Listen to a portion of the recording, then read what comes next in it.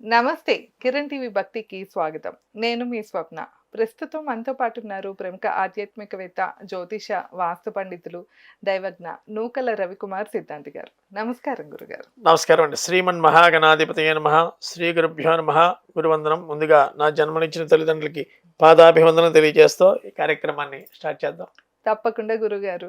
గురుగారు మీరెప్పుడు రాసులు, నక్షత్రాలు లేకపోతే వాస్తు ఏ విషయాలు చెప్పినా కూడా మన ప్రేక్షకులకైతే ఎంతో బాగా నచ్చుతుంది గురుగారు. అవునండి. ఎందుకంటే ఆ కామెంట్స్ చూస్తేనే మనకు అర్థమవుతూ ఉంటుంది.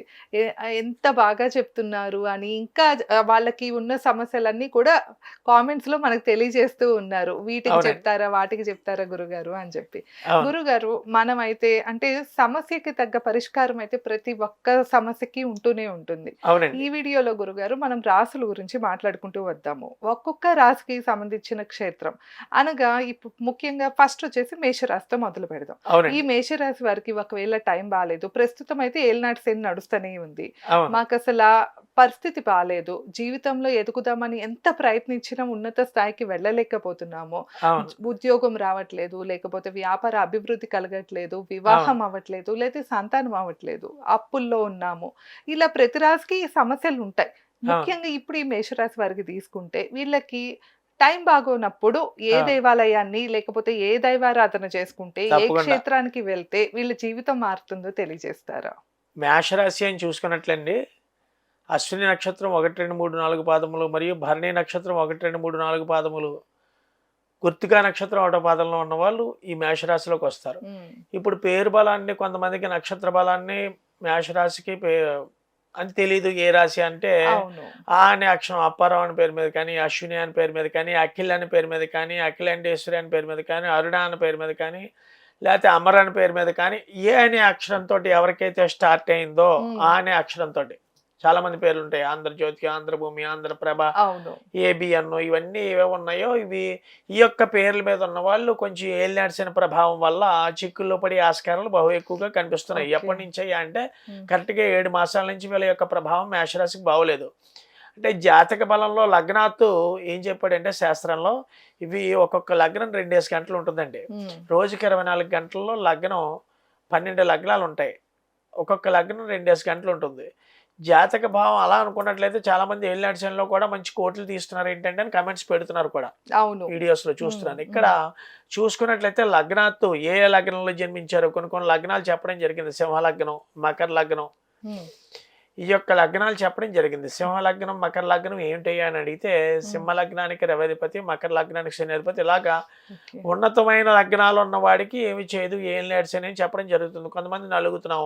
ఎలాగా విద్యార్థి యొక్క దశలో ఉన్నప్పుడు విద్య యందు, ఉద్యోగ దశలో ఉన్నప్పుడు ఉద్యోగంలో ప్రాబ్లమ్స్ ఏలినాటి శని వల్ల, లేదా వివాహం మ్యారేజ్ అయినా ఒక 8 ఏళ్ళే పిల్లలు పుట్టలేకపోవడం, హ్మ్. ఇలాంటి రకరకాల సమస్య, లేదా అన్నదమ్ముల మధ్య ఎప్పుడూ లేని గొడవ ఈ మేషరాశి వారికి అనుకోకుండా ఈ కోర్టు సమస్యలు ఏర్పడడం, హ్మ్.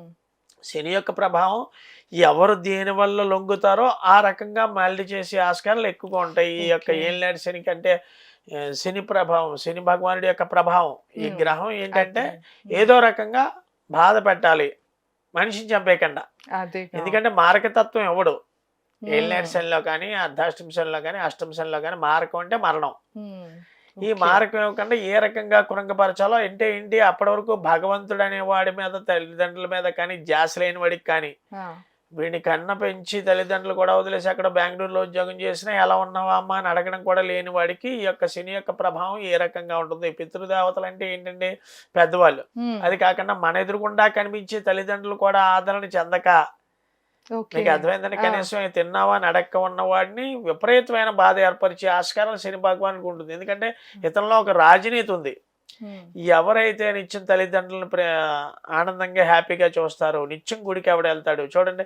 ఈ ఏలినాటి శని, అర్ధాష్టమ శని, అష్టమ శని ప్రభావంలోనే దేవుడు గుర్తుకొస్తాడు. అప్పటి వరకు అదే. కూడా కొబ్బరికాయలు, అరటిపళ్ళు, లేకపోతే నైవేద్యాలు, ఈ యొక్క దానం, ఆ దానం. ఇప్పుడు జ్యోతిష్యులు చెప్పిన, ఆ! పురోహితులు చెప్పిన ఈ దానం ఇవ్వాలి. శని 12 మేషరాశికి 12వ స్థానంలో సంచరిస్తున్నాడు. అవును. ఈ హ్మ్. 12వ స్థానంలో సంచరిస్తుండగా 12 అంటే ఏంటి, ఖర్చు. లేదా గొడవలు ఇవి ఏర్పరుస్తారు. జాగ్రత్తగా ఉండండి రా బాబు అంటే, ఎక్కడ శనివారం నవగ్రహాలు ఉన్నాయో ఈ మధ్య నేను చూస్తున్నాను. ఒక అవును. సంవత్సరం, సంవత్సరంన్నరగా విపరీతమైన నువ్వుల నూనెతోటి అభిషేకం జరుగుతున్నారు. అది మంచి పద్ధతే. కానీ అదే.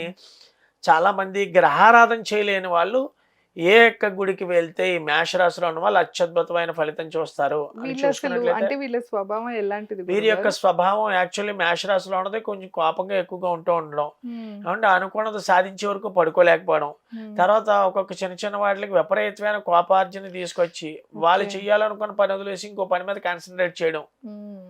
అంటే అదే. సెల్ఫ్ సాటిస్ఫాక్షన్ చేసి యొక్క ఉద్యోగంలో కానీ వ్యాపారంలో కానీ ఏదైనా సాటిస్ఫాక్షన్ లేకపోవడం. ఓకే. మేషరాశికి ఇప్పుడు జరిగే ఈవెంట్స్ అనమాట ఈ రెండు. హ్మ్.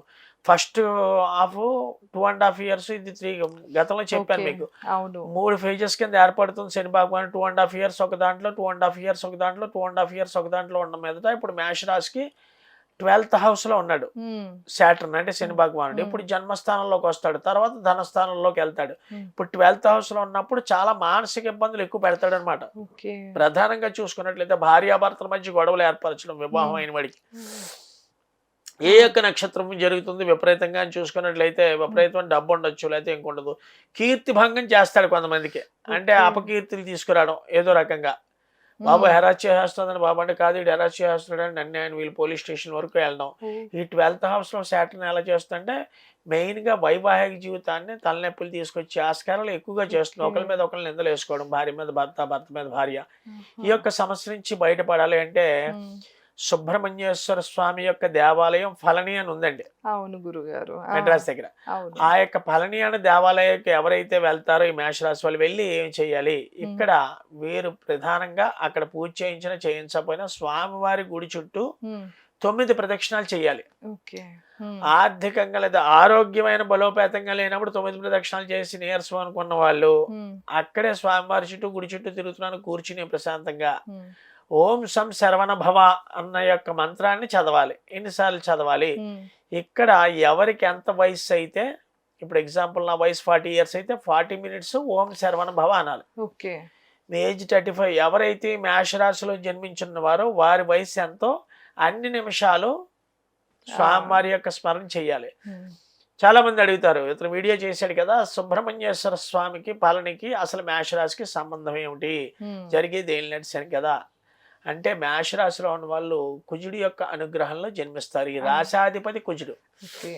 ప్రధానంగా మనకి రాశాధిపతిని పట్టుకుంటే ఏ రాశిలో పడతామో ఆ రాశిని కానీ పట్టుకోగలిగితే ఏ వ్యక్తి అయినా, ప్లస్ లగ్నాన్ని. హ్మ్. ఎప్పటివరకు ఎవరైనా జాతకం చూపించుకోలేదండి గురుగారిని ఎవరో కామెంట్స్ లోపల ఎవరైనా అడిగినా, date of birth, time, place of birth ఉంటే హ్మ్. చక్రం రీత్యా నేను పూర్తిగా విశ్లేషించి లగ్నాత్తు ఏ లగ్నంలో జన్మిస్తాడు, హ్మ్.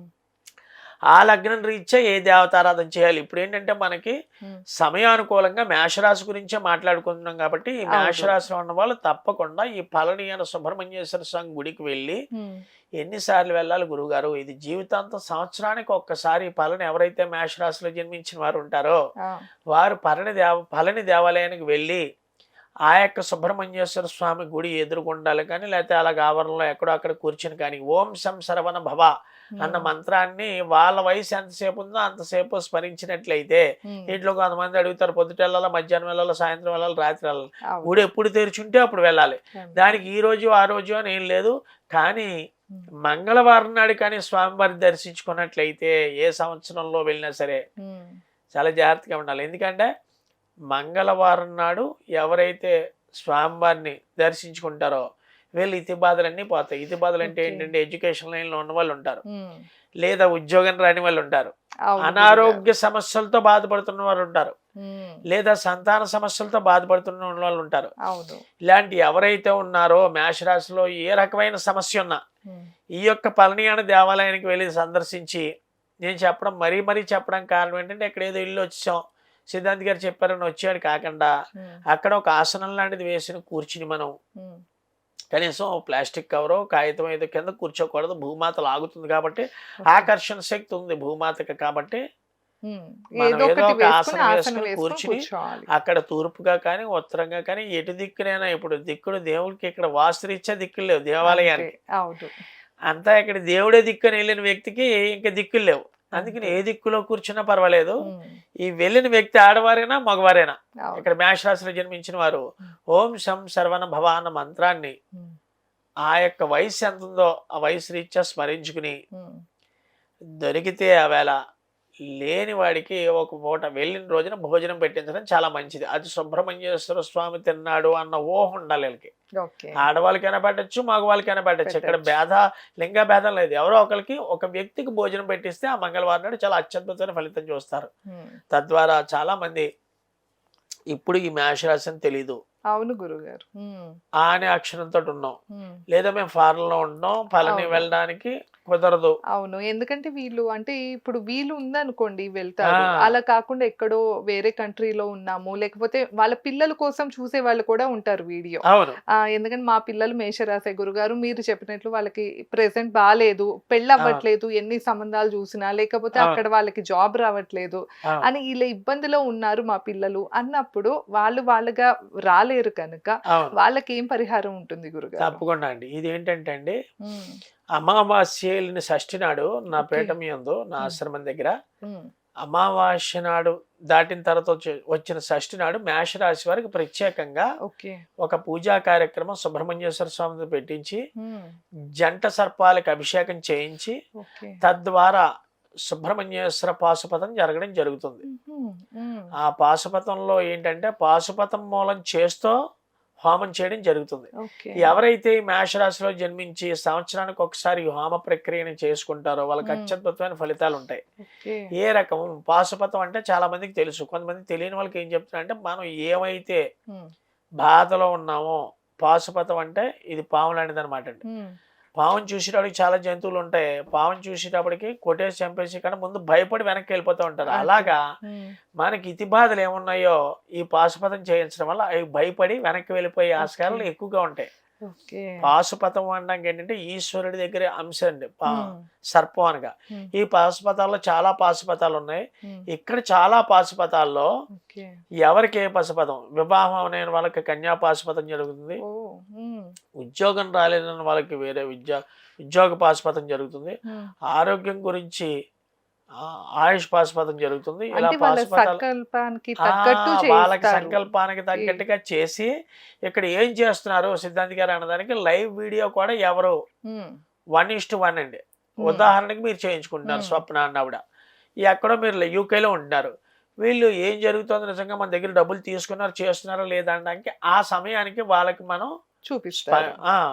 జూమ్ లో కానీ స్పైస్ లో కానీ వాళ్ళకి చూపించి వాళ్ళతో సంకల్పం చేయించి, ఎవరైతే యజమాని చేయించుకుంటున్నారో ఆ వ్యక్తితో సంకల్పారాధన చేయించి ఆ యొక్క పాడ్యమ వెళ్ళిన షష్ఠి నాడండి.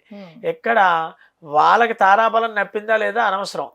ఇక్కడ షష్ఠి సుబ్రహ్మణ్యేశ్వర స్వామికి ఇష్టమైంది. పాడ్యం వెళ్ళిన షష్ఠి నాడు ఏ రోజైనా ముందు మా యొక్క పీఠం యందు వారి యొక్క గోత్రనామాల మీద చేయడం జరుగుతుంది.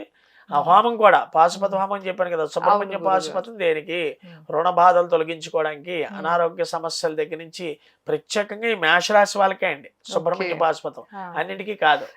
మేషరాశిలో ఎవరైతే జన్మించారో వాళ్ళకి ప్రత్యేకంగా, మిగతా వాళ్ళకి కూడా చేస్తాం పాశుపతాలు. ప్రత్యేకంగా మేషరాశిలో ఉన్న వాళ్ళు ప్రతి సంవత్సరం ఒక్కసారి చేయించుకుంటే షష్ఠి నాడు సుబ్రహ్మణ్య పాశుపతం చేయించడం వల్ల వారు అనుకున్న కోరికలన్నీ సిద్ధించడంలో ఎటువంటి అతిశయోక్తి లేదు. నేను ప్రతి నెల కూడా ఇలా కన్యా పాశుపతం, సుబ్రహ్మణ్య పాశుపతం, ఆయుష్ పాశుపతం, ఇలాగా అంటే పాశుపతాలు మొత్తం 18 ఉన్నాయి. 18 రకాలైన పాశుపతాలు వాడడం జరుగుతుంది. అలాగే గురుగారు. సో విన్నారు కదా గురుగారు చెప్పినట్లు, అంటే మేము ఇక్కడ లేము, లేకపోతే మాకు అవ్వట్లేదు, మేము స్వయంగా చేయించుకుందాము, లేదా మేము స్వయంగా వద్దాము అంటే అవ్వట్లేదు అన్న వాళ్ళకైతే గురుగారే చేయిస్తానని చెప్తున్నారు. అలా కాకుండా మీరు కనుక స్వయంగా పాల్గొనొచ్చు, అంటే పాల్గొనగలము అనుకుంటే కూడా మీరు కూడా కూర్చుని గురుగారితో పాటు హోమం చేయించుకోవచ్చండి. అలానే గురుగారు చెప్పినట్లు పళ్ళని ఒక్కసారి వెళ్ళొస్తే జీవితంలో, లేకపోతే ప్రతి సంవత్సరం ఒక్కసారి వెళ్ళినా కూడా మీకు ఎలాంటి స్థితిలో ఉన్న మీ గతి అయితే ఖచ్చితంగా మారుతుంది అని గురుగారు తెలియజేస్తూ వస్తున్నారు కదా. గురుగారిని ఒకసారి సంప్రదించాలి అంటే స్క్రీన్ పైన స్క్రోల్ అయ్యే నెంబర్కి తప్పకుండా కాంటాక్ట్ అవ్వచ్చు. ధన్యవాదాలు. నమస్కారం. నమస్తే.